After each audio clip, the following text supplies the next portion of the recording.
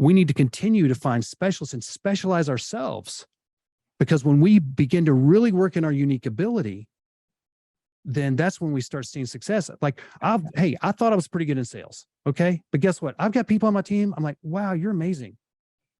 Yeah. And my whole leadership team, I respect them because they're better at what they do than when I was doing it. I was doing it okay.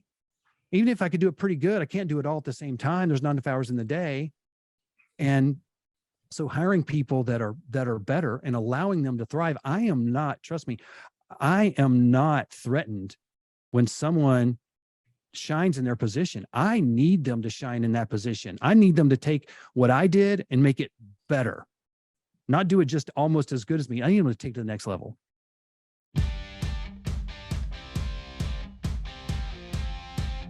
This is the Wealthy Contractor Podcast, brought to you by G4 Marketing. Interviews with today's top home improvement entrepreneurs about marketing, sales, money, mindset, and lifestyle. Now, here's your host, Brian Kaskavalcian. I realized I should have turned on the recording so I could hear you, so we can capture that, because that's exciting. Yeah, it is pretty exciting. I probably should have done that many years ago, but I don't know. I just was comfortable with where I was at. So yeah. we didn't make a change until recently. Are commercial buildings affordable in your market? Do they make sense? Well, no, they're really, really expensive. My second daughter's in commercial real estate. Oh, okay. And then her husband is in land, but I actually got my first building. Last summer, not this past summer, the summer before, we signed a contract on it. And 5 days after we signed a contract, we got a notification from the title company that there was a problem with the taxes or whatever. And it turns out it got sold at auction because the owner didn't pay his taxes. It got sold at auction 5 days after we signed a contract on it. Oh, so there's this whole process in the state of Texas where if you lose your property due to taxes or whatever, you can redeem it for 180 days. And whoever bought it at auction can possess it and use it. They just can't sell it for 180 days because you might get to redeem it. And if you redeem it, you give them 25% above what they paid for it and all their expenses. So I had to help run down a guy, or had to help the owner redeem it, so I'm and I probably bought the building for about half of what it's worth. And the guy he was trying to avoid me. I had to get, attorneys, all kinds of stuff involved. And because he knew if he held on to it to past 180 days, he was going to be able to sell it for a lot more. So during all of that delay and such, we went ahead and just bought this other building, which is 2 blocks away. Oh, cool. Like walking distance. Okay. So we're stuffed in there like sardines, and we're anxious to get in the new one. Cool. All right. So, so we've already started talking. Welcome everybody to another episode of the Wealthy Contractor Podcast. This is Brian Kaskavalcian with G4 Marketing Group, and I've got with me Jason Phillips from Phillips Home Improvements, return guest. He's been here before. Jason, welcome. It's good to have you back. Thank you, Brian. I'm excited to be here today. Remind everybody who you are and your business and where you are. My name is Jason Phillips. My company is Phillips Home Improvements. We're in Dallas, Texas, and our main staple is painting and roofing and gutters. We do a little bit of windows and a little bit of doors too. Cool. How's business this year so far? Business has been great. We've had a couple little bumps in the road with leads, but overall it's a strong year, and we are tracking right near our projections for the year. Oh, great. Now you guys run EOS, right? You've been doing EOS, I think, longer than we have, right? Yeah, I've been doing it for a number of years, Brian. Yeah. And your projections for this year, were they significantly above last year? 20%. About 20%. Yeah. Yeah, So exactly nice 20%. measured. Yeah. So nice measured growth. Give us an if you don't mind, give everybody an indication of how big the company is, how many jobs you guys do a So month. uh, we're going to do right at $8 million this year. Cool. Okay. And so our average ticket is basically $5,000. Okay. And so how's I think there's such a huge opportunity with painting. And I know that you're kind of somebody that a lot of these painters look up to, just because you've been able to take it and turn it into a multi-million-dollar business. Because a lot of painting companies, they don't get there. It's just a guy and a helper, and they get what they can get. And but you've actually organized it and turned it into quite the business.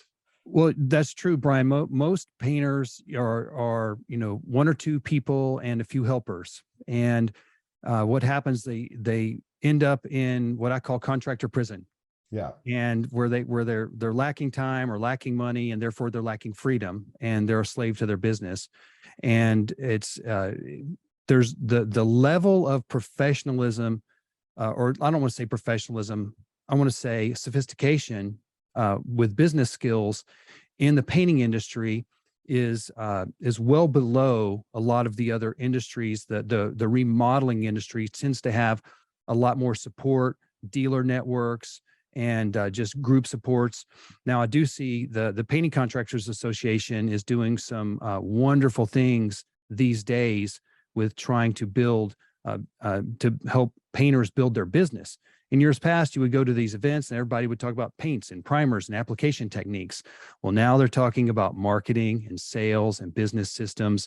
And so that's the type of thing that I'm passionate about is those things. And especially leadership is my true passion. Yeah. Oh, and you help, don't you? I mean, you help other companies. I do. Yes. Yeah. And I've got a number of friends, and just I'm like, I've been doing this for 25 years. I don't know everything, but I sure have a lot of battle scars. And when I started my business, there was no Google, no Facebook groups, and there's just no way to really stay in touch. And I just kept my nose to the grindstone, and I learned most everything the hard way. And I see all these younger guys making the same mistakes that I did, and I'm like, man, I just want to help these guys. Yeah. If they can, instead of start on the floor, maybe they can stand on my shoulders and reach higher. That's really what I want to do, is add some value back.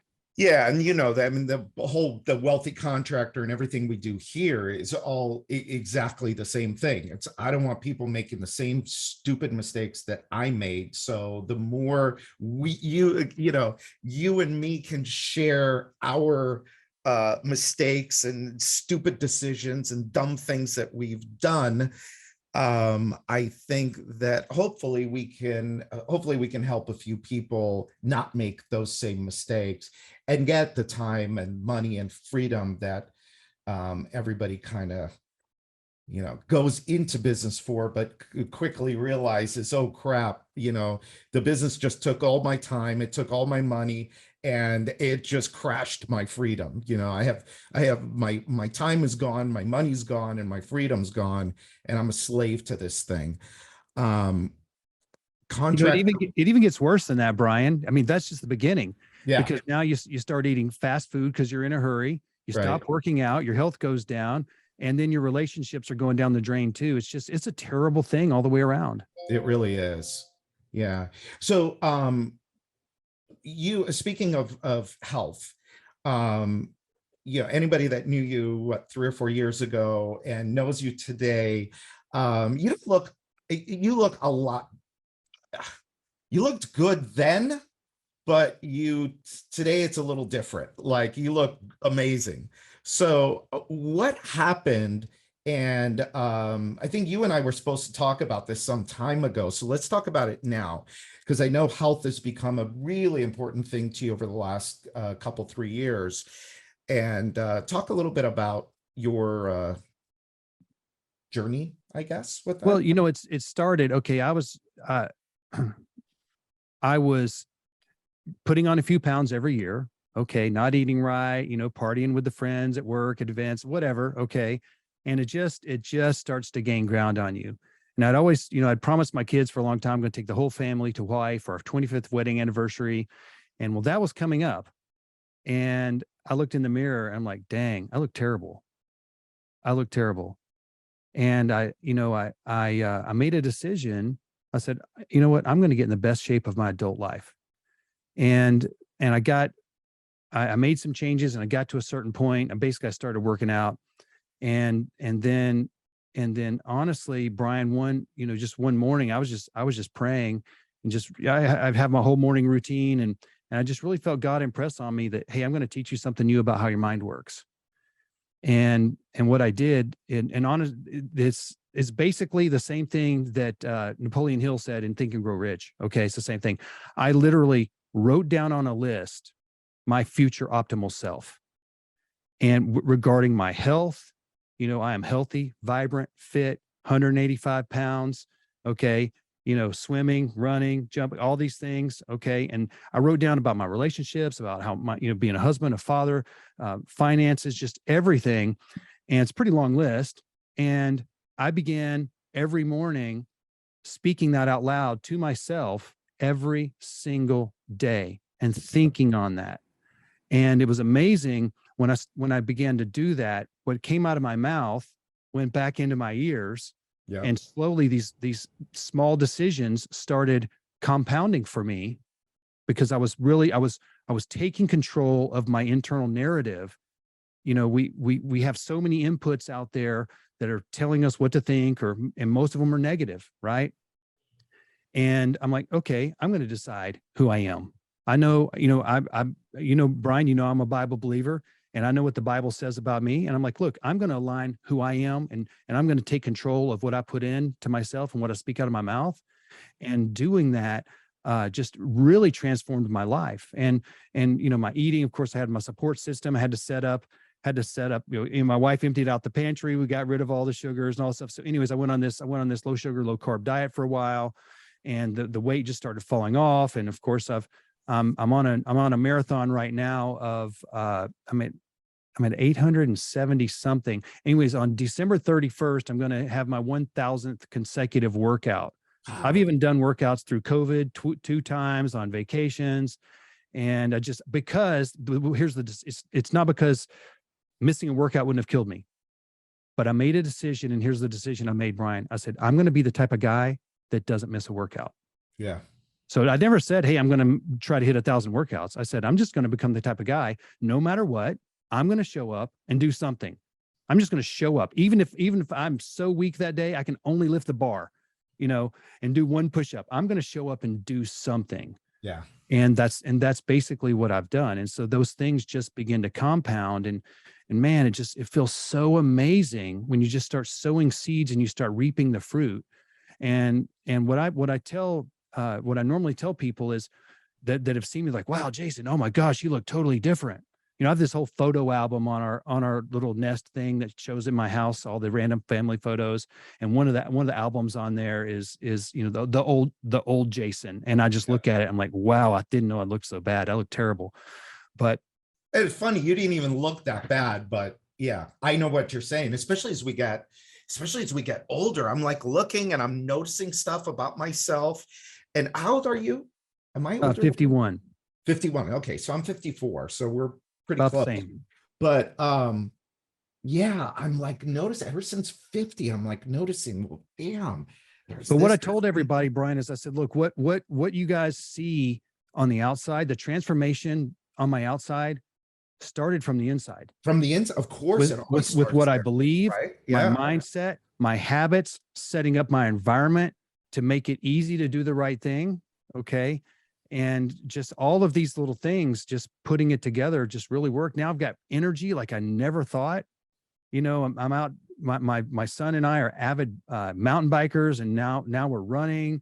And it's just, I've got 5 children, and I feel like at 51, I'm just getting started in life. Yeah.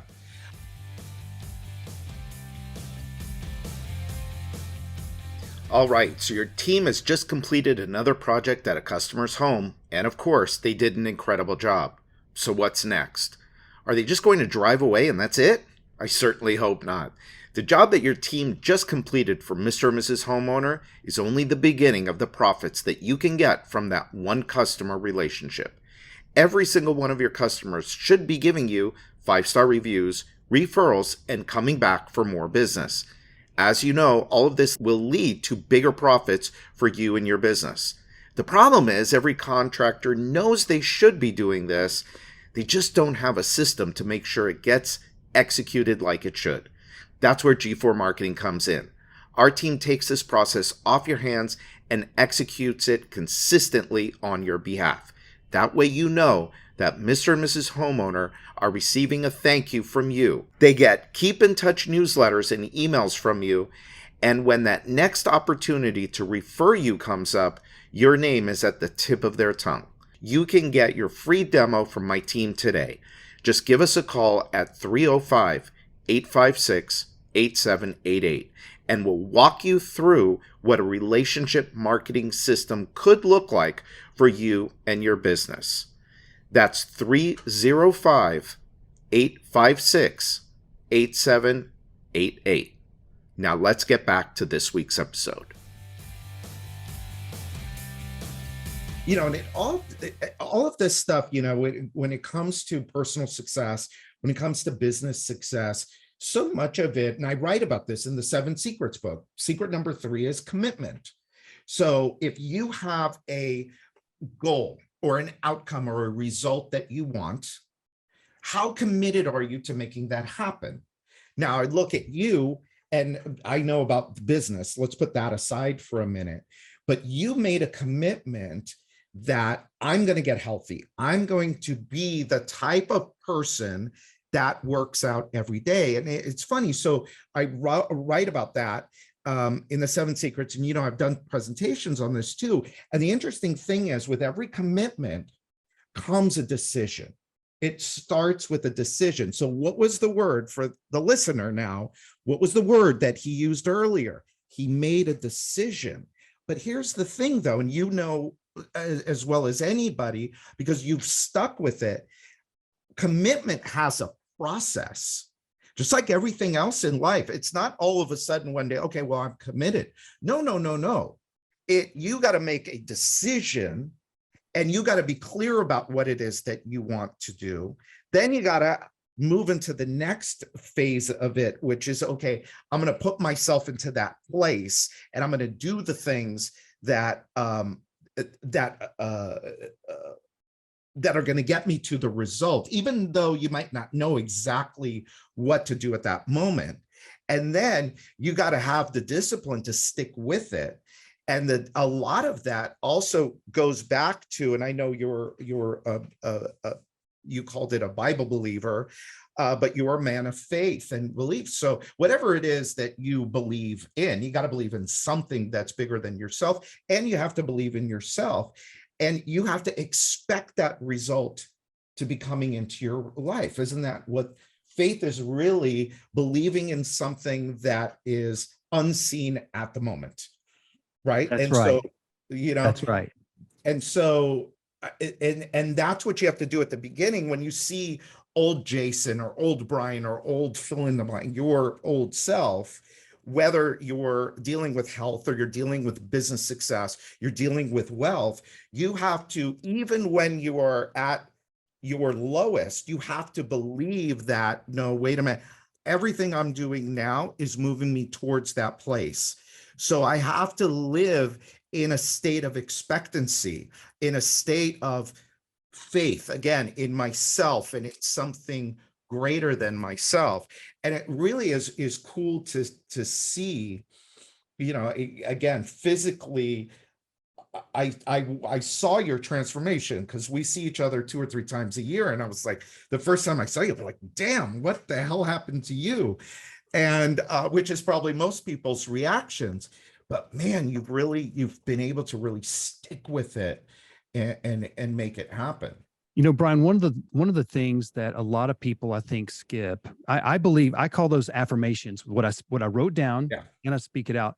but there's also this moment of closing your eyes and using your imagination and putting yourself, I like imagine myself, what does it feel like with my eyes closed? What does it feel like to lose this weight, to be healthy, to have energy? And just, I imagine myself actually being in that. And that really, I'm like, man, I really do want this. I really, really, really want this. So it made the commitment easier. Yeah.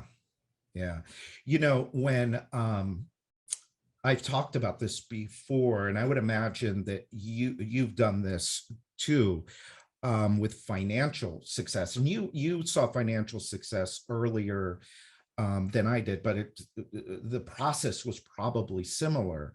So for years and years and years, I had this goal in mind. I wanted to get to a certain place, and everybody wants to be like, let's just say to be a millionaire. Okay. That wasn't the exact goal, but it eluded me for years and years. It was an income goal.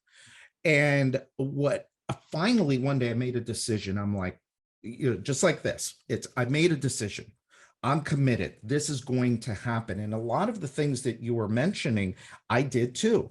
And what people don't realize, I think a lot of times, and again, the millionaire one is actually kind of easy, because unless you put yourself in the frame of mind that I am being the person that could have and hold and nurture $1 million, it's not going to happen for you ever. Same thing with your health and weight. If what'd you say your goal was 185? 185. It's, and for everybody it's different. The number of success, wealth, it's different for everyone. It doesn't matter. It's only what's important to you. His weight goal is his, my weight goal is mine, but it's the process for getting there is all exactly the same. It's what do you have to do to convince yourself that you're there, that you are that person. And it's a lot of work. It's a lot of work, but it's worth it, right? In the end. And it gets easier too, doesn't it? Yes. The hardest part is right at the beginning. When you start seeing the needle move, let's just, on the scale, for instance, when you start seeing the scale drop, wow. Yeah. That's so encouraging. So encouraging. It makes it that much easier when you actually start seeing it move. Yeah. Well, and in business, it's the same thing. So if I've got this goal sorry, I keep taking it to business, and no, that's good. It's kind of interesting because we're linking how this is all the same, no matter what it is that you want in your health, wealth, happiness, relationships, whatever. But it's the same thing. Like in business, your scale is your P&L. So if your P&L is showing you, hey, man, I improved my net profit margin from 8 this year to 12, let's say, or to whatever, 8 to 12, man, okay, now I'm starting to see it. The place where people, I think, get in trouble is they back off. So maybe my goal was 15 and now I'm at 12 and it's like, oh, okay, well, and we start to get a little lazy. And we stop doing the things that got the scale to go where we wanted it to go, the profit to go where we wanted to go. And we didn't keep fighting and keep going. So my question to you is, I know there were times where you're like, oh God, another workout. How do you keep going even when you get the $1 million or you get to your goal weight? How do you keep going? Well, to me, I think of the don't break the chain. If the Seinfeld thing, yeah. The guy asked him backstage, how's he, have so many jokes? He said, well, I write a joke every day, regardless of if it's funny or not. And I get better at making jokes and I have a huge inventory. And he would mark it on the calendar. That's where the chain comes in, right? Yeah. He'd mark it on the calendar and that's the chain. Yes.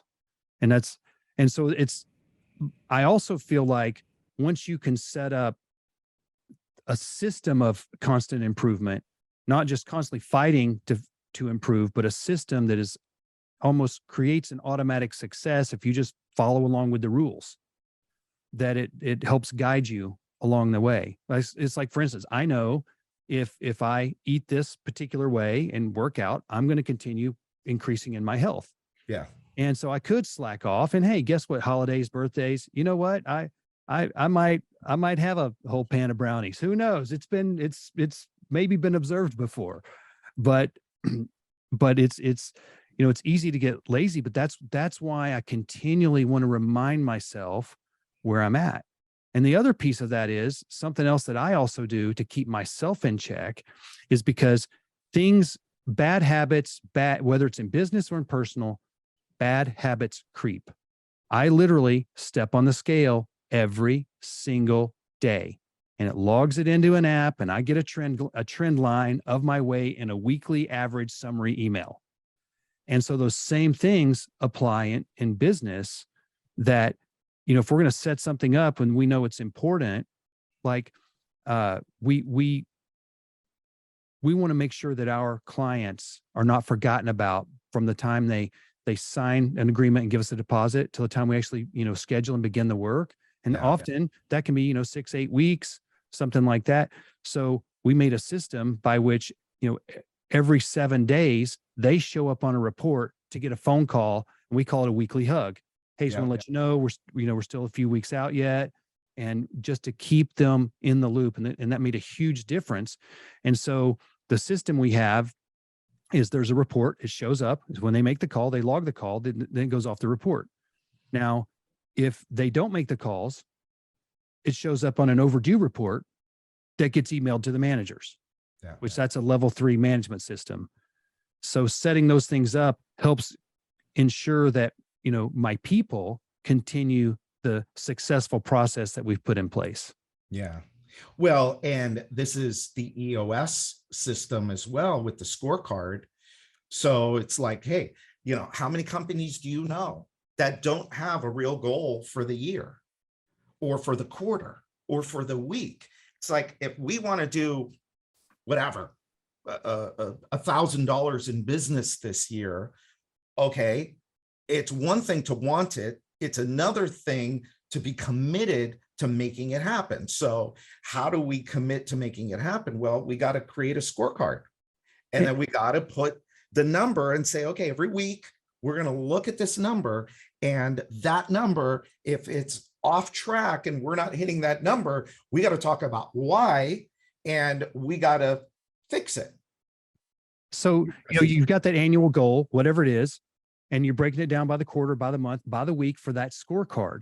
That scorecard is a leading indicator to your monthly and quarterly and annual goals. But that scorecard is also a trailing indicator to your daily activities. And I believe that the secret to success lies in your daily habits. Right. Okay. Why are we off on sales? Oh, we got to sell harder. Well, how many cold calls did you make? Yeah. How many, all the way down to the very daily habit. Yeah. And it's the same thing with health. Just like, that's why you're on the scale every day, because that's your scorecard, right? You're in the gym. You're probably even tracking your workouts too, aren't you? Yeah, well, those I track, but you know what? Here's what I do. Okay. You might think I'm psycho. Every single meal. Too late. I log it. Kidding. I log it. So I have a calorie goal for the day. And so I know at any given time how many calories I have left to eat for the day. There was a time that was the most effective. There was a time when I was probably 20-ish pounds heavier than I am now. And that was the way I lost the weight. There was nothing else worked. Nothing else worked. And I think this is true of most people, is you seriously want to lose weight, track what you eat. And and if you want to get bigger and stronger, track your workouts and your health. Okay, but again, I'm going to go back to, we're human, we're weak, we're lazy by nature, especially, we're not being chased by predators anymore, and we have Netflix, and we have pizza that can be delivered to our door. Actually, we can get anything delivered to our door. And so we could sit at home on our couch, be totally entertained eating food, and it's great. So how do you keep going when it's like, sometimes maybe you do need to take a break. Everybody needs R&R, and everybody takes that in a different way. I get that. Netflix, whatever. In moderation, it's not a problem. Yeah. But when you're binge watching or binge eating, that's when and those things are not typically one-time things. They become habits. And you go back to them. So again, for me, it's reminding me of who I am, where I'm going, what's my vision of the future. And that constant reminder is, and of course I've got my wife, she's going to, if I'm off track, she knows what my goals are, and she's going to hit me where it hurts. Right. She's going to tell me the truth. Yeah. We have to have people. This is a big problem with guys. Guys are not good at talking about areas where they're losing to one another. Right. And everybody needs, you can call it a mentor, a coach, a best friend, a confidant, whatever. You need someone who's going to tell you the truth, no matter how hard it hurts. And they love you that much that they're going to tell you the truth. Yeah. And you're right. It's tough for us. And it's interesting too, with men. There was a thing that came out, I don't know, recently in the last few years, about how hard it is for men, especially older, in our age group, to develop friendships and to have friendships, and how important it is, and how when it's lacking in our lives, it's we're not the best that we can be, and we do a lot on our own. It's like, oh my God, I got to do all this on my own. We see this with business owner. Well, I got to do everything on my own. No one can do it as good as me. Yeah, me too. Right. You said something there a minute ago, and I wanted to expand on it because it's really good. Oh, so I think another thing that happens is, and I'm glad you said it. I think that people think that you got to be so rigid that once I'm going to go on this diet, I'm going to commit to losing weight, I can never eat pizza again. And it's like, no, you got it every once in a while. It's okay.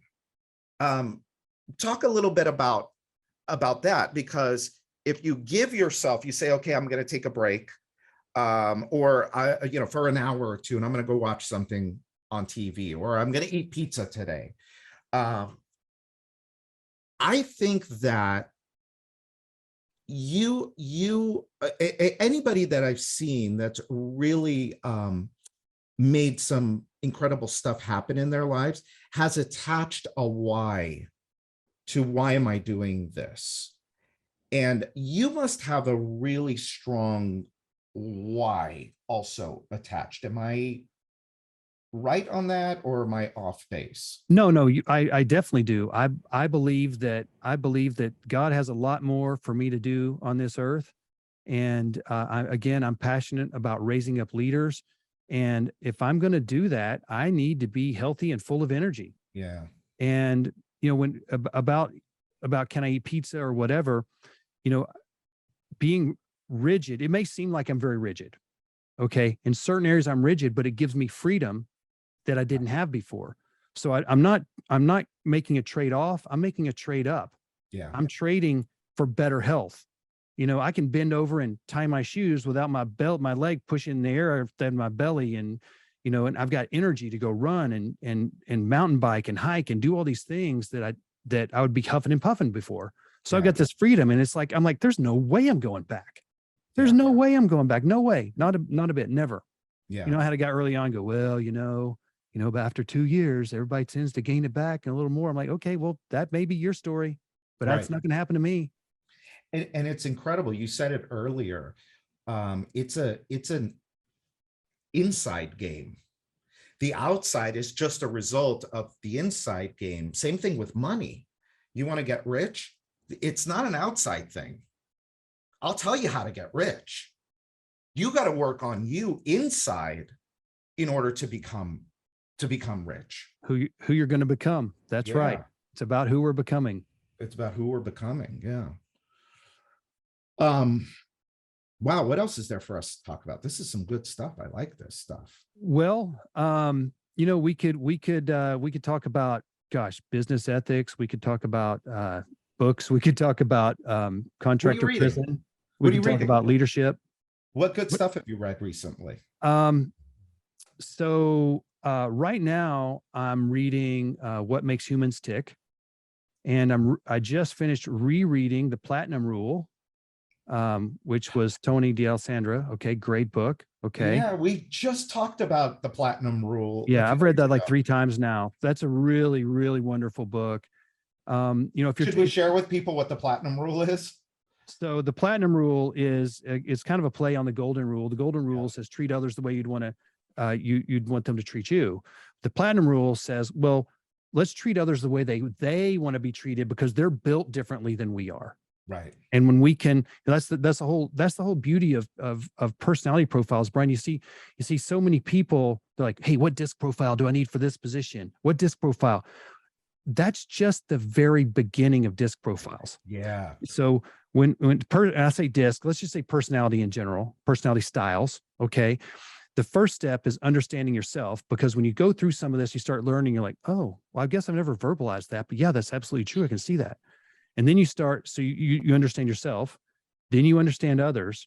And then the third piece is you adapt your communication and interaction styles to get into their world and communicate with them better. And so that there applies way more than interviewing and hiring, putting people in the right position, but it's also how you mentor them, how you promote them, how you reward them, how you correct them. It applies to your parenting, to your marriage and your other relationships, everywhere. Once you get this figured out, you know, some people call it people puzzles. And it's really just amazing. And if there was one single skill that I wish I would have had 20 years ago, it would be knowing about personality styles. It made such a dramatic change, Brian, in my life and in my business. I went and got 2 certifications because it just is that big of a deal. Yeah. It's amazing. Yeah. It's so simple. The certifications are in disc. Yes. Yeah. It's such, you know, it's you know who really got me fascinated with it is John Anglis, because John, he dug deep because he also, you know, it's like, man, I didn't have this 20 years ago. I was not a great leader 20 years ago, but damn it, I'm going to be a good leader now. And so like you, he dug into the disc profile. And I, like you, 20 years ago, had I known this, you know, 20 years ago, I just figured out that I'm okay because I took a Colby test. I thought there was something wrong with me with the whole entrepreneurial ADD. And man, I don't like details, but then I was like forcing myself. Well, no, if you want to be successful, you got to do details. No, you got to go find somebody that loves details and that you could sell your vision to. I didn't understand that 20 years ago. But it's like, how do you talk to a high D versus how do you talk to a high S or a DC combination, right? Yes. DC combination is a unique, well, everybody's a unique animal. And, you know, there are certain types of people that, or everybody is a type, I should say. And the more you know about how to talk to that type and how to interact with that type, the better you can help them and the better that they will help you. Absolutely. And you know, okay, one of the examples that I like to use is this. If I'm wanting, and this is just about expressing appreciation. If I like see someone doing a great job or whatever, and I just really appreciate them, and I want to express appreciation in a way that hits home. Okay, like for instance, my accounting department. People in accounting, you don't want people that are accountants are not hunters. Right. Okay. They're not PR people. You know what they are? They're consistent and they're precise and accurate and reliable. Okay. Good ones are. The good ones are. Yeah. So here's what I say to them. Wow. I so appreciate you guys. Y'all are like a metronome. You never miss a beat. You're always on time, getting all the financials, every payroll and every bill totally accurate. And when you speak in words that they go, those type of words go past their ears, and you can just see people's eyes light up and it's going to their hearts, music to their ears. If you get someone with a high I, Okay. Those people, it's not that they just want to be liked or want to be the center of attention. They have this internal need. Okay. And I mean, like one of my nephew, he's like all eye, nothing else, just all eye. I mess with him sometimes and I'll say, you know what, if you get the trash out earlier, I'll like you more. Yeah. Yep. That's And he good. knows I'm messing with him, but it's true. You can see the cravings of people. And I believe that is the unique way that our creator has designed us uniquely.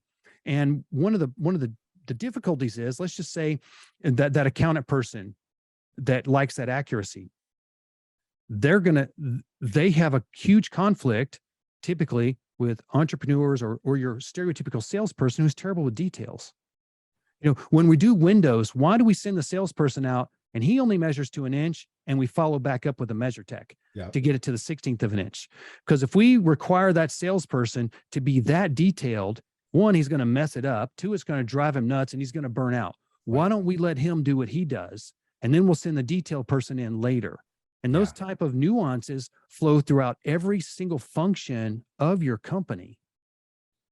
What's a good resource that you would recommend for somebody that is not as familiar with disc profiling, and that would help them better understand the team that's around them and how to build and grow a team like you have?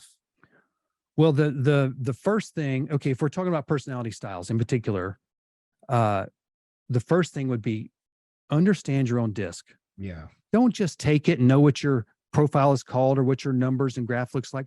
Read your report. Read it over and over and over. I just published a blog post. Matter of fact, if anybody wants to, check out, I write about this quite often on my blog. Start with you. Take an assessment. It's not a test. It's an assessment. Have your spouse do it. Have your children do it. Read them all, share them all, talk about it over dinner. Okay. The language of disc is commonplace in my whole family. Like when my daughters were dating, I mean, they're like, oh, what do you think his profile is? What do you think is, they're having those ideas. Right. And, so that would be the first thing. And then the next thing that's going to open your eyes. You're going to start seeing different things in different people, and then have your leadership team take it. Or your employees, or just some inner core people, the ones you know best at your company, and start communicating on that and thinking about it. And what we do is at our every quarterly, I don't want to say almost every quarterly all hands offsite meeting, we have an interactive game or something based on personality profiles. Yeah. And we regularly, here's how you know you've got it in your culture. It's not just in your hiring.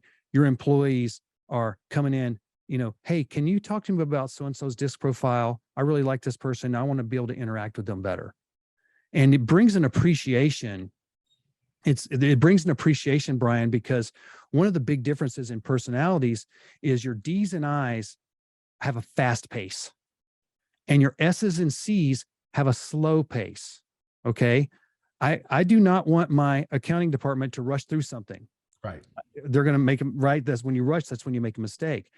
And so there's a clash that happens when that D and I is trying to move so fast and someone else isn't moving fast enough for them.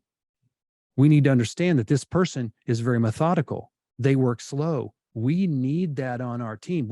I don't need a bunch of Jasons on my team. You don't need a bunch of Brians on your team.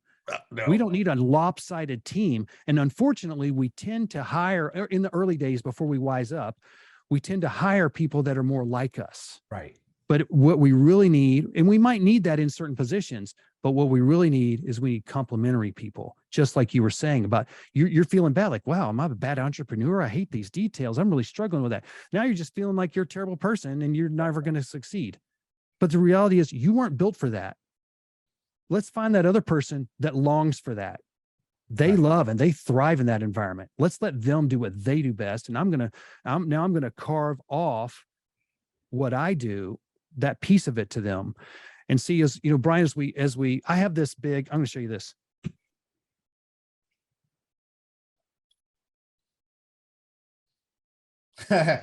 The giant Swiss Army knife. This right here serves as a constant reminder to me that as entrepreneurs, we start out having to be a jack of all trades.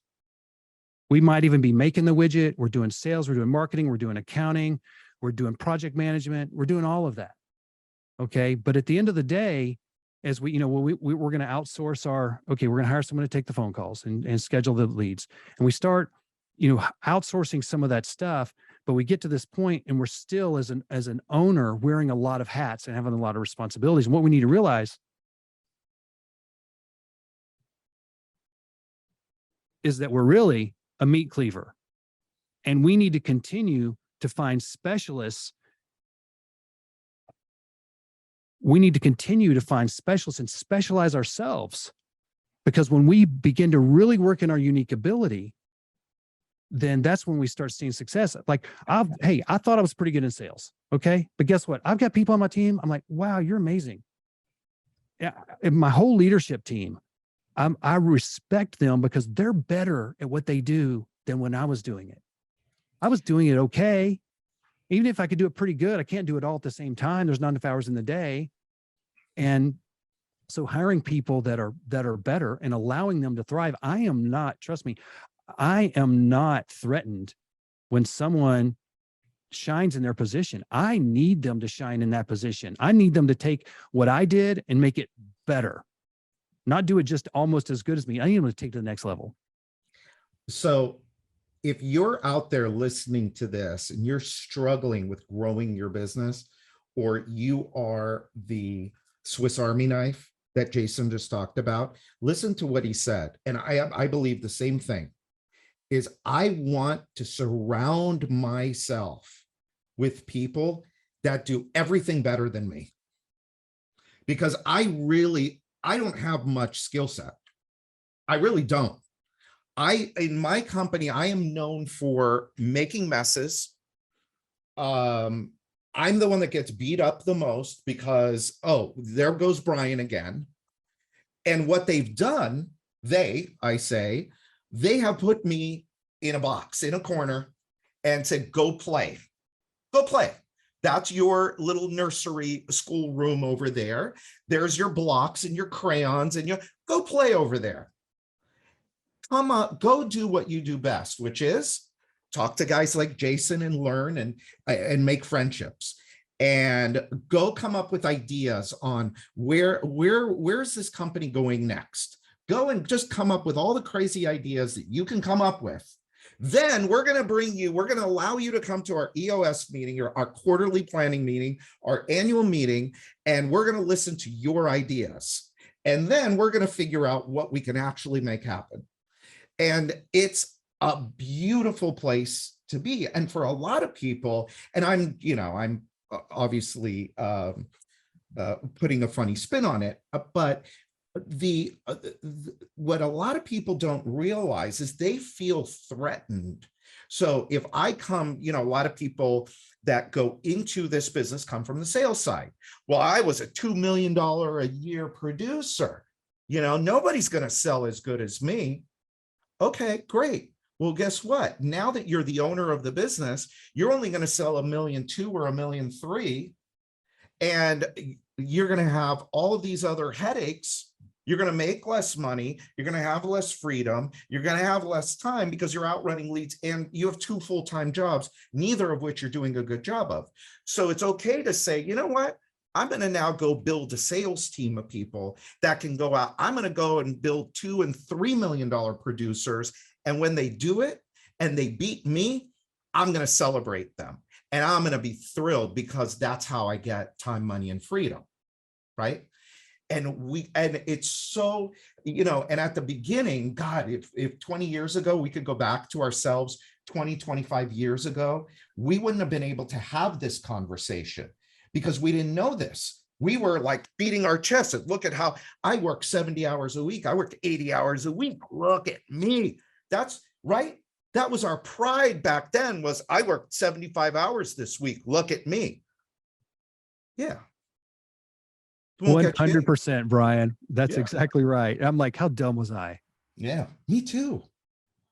But we live and learn, and hopefully by you and me having these conversations, hopefully we'll circle all the way back to the beginning, right, of this conversation, is we'll share with you the things that we didn't do right, that we probably could have done different and better.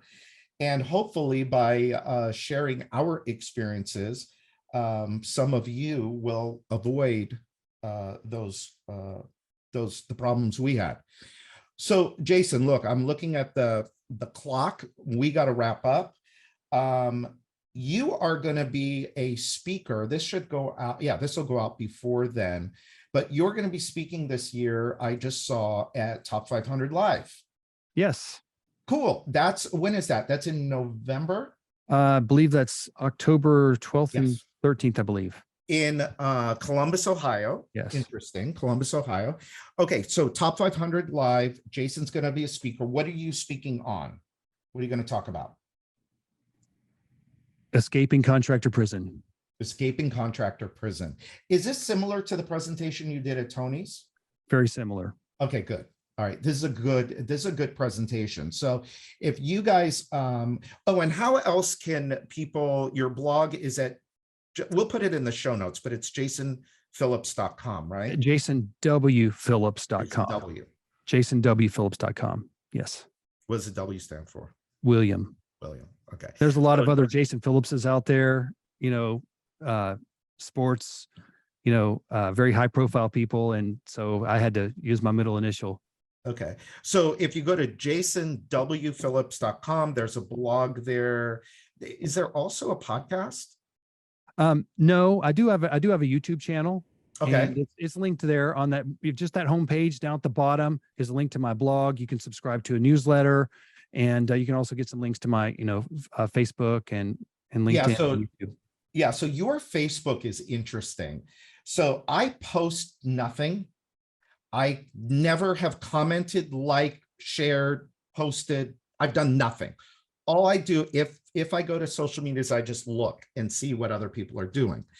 And because I know you, your Facebook is actually really cool, because so Jason has a Lamborghini. You have a bunch of cool. He's got a bunch of cool stuff. Now, if you didn't know Jason, you were looking at this, you would think, here's another one of these guys. But you are having so much fun. And the stuff that you share is, you have a good reason for doing it. It's not, hey, look at me and look how cool I am and look at all my stuff.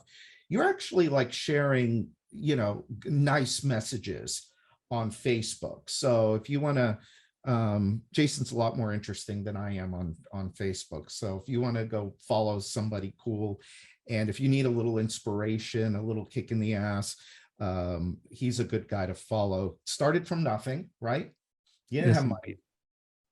You started from nothing and you built up and you become very successful.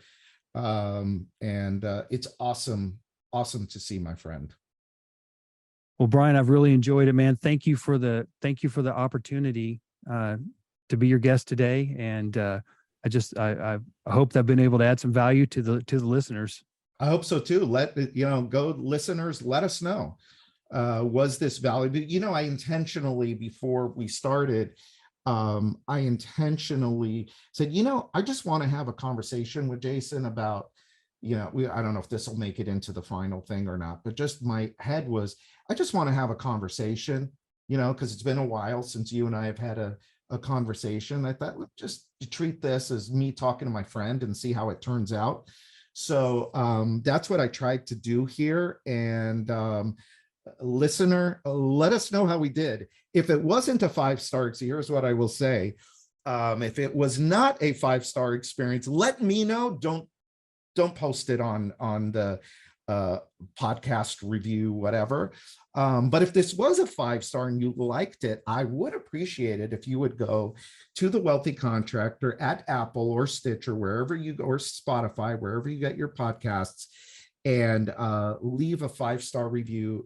It helps other people find the podcast. So if you find it valuable, please go there. I also have a book that I would love to send you for free. You just pay a few bucks to get it shipped. And you can get that. That's the 7 Secrets to Becoming a Wealthy Contractor. You can just go to thewealthycontractor.com, thewealthycontractor.com. And in the show notes, we'll put a link, Jason, to Jason W. Phillips. And Phillips is with 2 L's. Yes, 2 L's. 2 L's. JasonWPhillips.com. Well, my friend, thank you. And I will be at Top 500 as well. I don't know if I'm speaking yet or not, but I will be there as well. And I will definitely be in the audience cheering you on. Jason is, what's great? I was thinking about this. So whenever we're at events together, when there's someone's on stage, man, you are so serious. You have he's taking notes. He's serious. But then when that's over and it's time to go on a break, you see this face. And for those of you that are watching on video, Jason just got this happy face. He's like one of the happiest people you're ever going to meet. So go to see him live at Top 500. Go and meet him. He's a great guy. He's always happy. He will shower encouragement and love and praise and all that on you. So thanks for being here, my friend. And we'll do this again soon. Thank you, Brian. All right. Appreciate it. Hey, everybody. Until next time, this is Brian Kaskavalcian with G4 Marketing Group, and this is the Wealthy Contractor Podcast. Thanks for listening to today's episode of the Wealthy Contractor Podcast. Let me ask you, did it help you look at your business in a different way? Did it spark an idea or ideas that you hadn't thought of before? Do you have a list of action items that you can take and implement into your business or your life today? I really hope so. If it did, I'd like to ask you a favor. Would you leave a 5-star review of the podcast? By doing so, you'll help other contractors find the podcast more easily so that we can help them achieve more success, wealth, and freedom. And before you go, make sure you subscribe to the Wealthy Contractor Podcast so you get access to the latest episodes as soon as they're available. We're always striving to provide you with great content so you don't want to miss what's coming up.